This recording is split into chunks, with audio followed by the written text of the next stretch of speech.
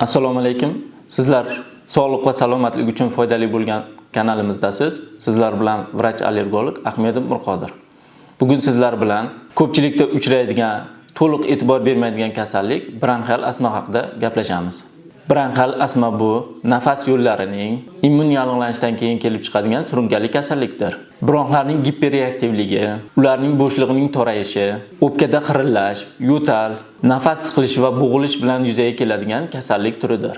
Astma xuruji to'satdan boshlanadi va insonni juda qiynaydi. Asosiy belgilari: nafas siqishi va yetishmasligi, yo'tal, ayniqsa kechasi va ertalab, nafas olayotganda hushtaksimon ovoz, ko'krakda siqilish hissi.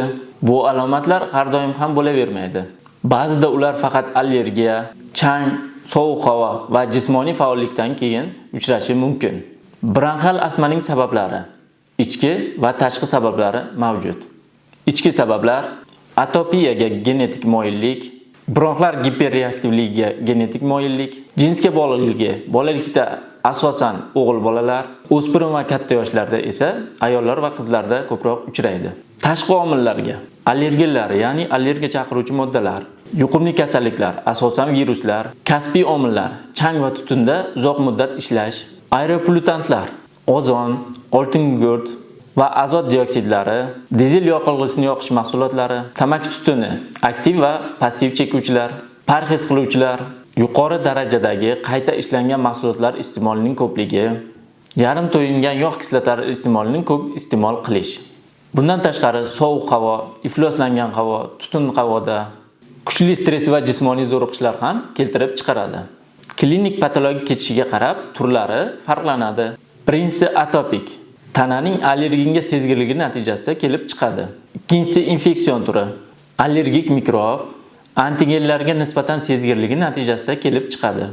Keyingisi aspirinli astma, siklooksigenaza fermenti tormozlanishi, arachidon kislota metabolizmining buzilishi va bemorlarda obstruktiv sindrom keltirib chiqaruvchi lekotrin moddasining ko'payishi natijasida yuzaga keladi. Bronxial astmaning og'irligi bo'yicha tasnifi. Birinchisi intermitterlovchi bronxial astma. Kunduzgi xurujlar haftasiga bittadan kam, tungi xurujlar esa oyiga ikkitadan kam.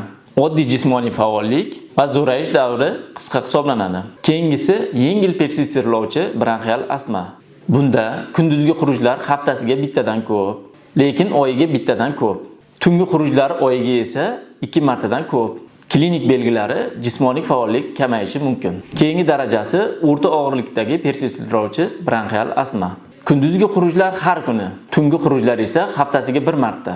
Alomatlar esa jismoniy faollikni kamaytiradi. Keyingi turi og'ir persistirlovchi bronxial astma. Kunduzgi xurujlar har kuni, tungi xurujlar tez-tez uchrab turadi. Jismoniy faollik esa cheklangan. Xuruj paytida nima qilish kerak? Eng muhimi vahima qilmaslik, shifokor tavsiya qilgan ingalyatorlarni zudlik bilan foydalanish, nafasni yengillashtirish uchun bemorni tik holatga keltirish, og'ir holatlarda tez yordam chaqirish. Bronxial astmani tashxislash.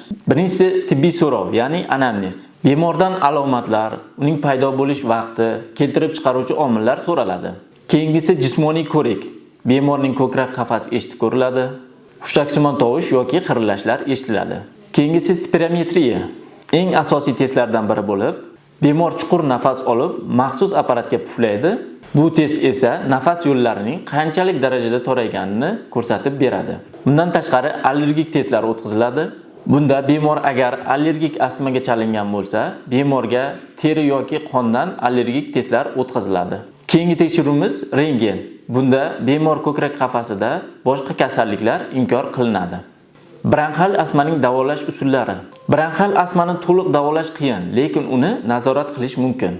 Bunda bizga doimiy ingalyatorlar, allergiyaga qarshi choralar, antigistamin dorilar, sog'lom turmush tarzi, shifokor nazorati ostida dori vositalari tavsiya qilinadi.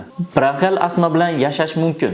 Asosiysi uni nazorat qilish va xurujlarni oldini olish. Agar sizda yoki yaqinlaringizda shunga o'xshash belgilar kuzatilsa, darhol shifokorga murojaat qiling. Sog' bo'ling, salomat bo'ling, kasal bo'lmang. Bizni kuzatishda davom eting.